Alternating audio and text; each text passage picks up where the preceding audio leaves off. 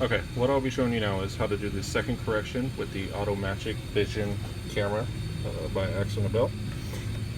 As you can see, I already have the camera hooked up, and for the sake of making this video a bit shorter, I already took the picture and did a spray out, which hopefully you already know how to do if you're wondering how to do this.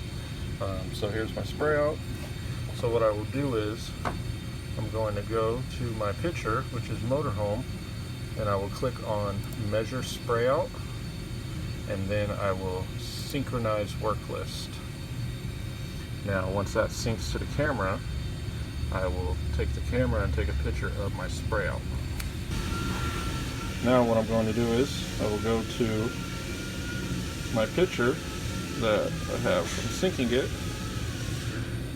and I will take a picture of my spray out.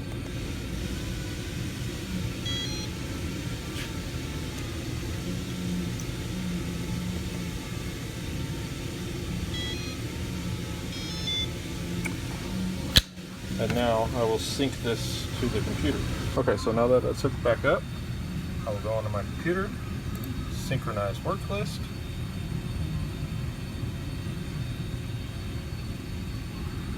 and now that that is synchronized, I will go to generate correction formula.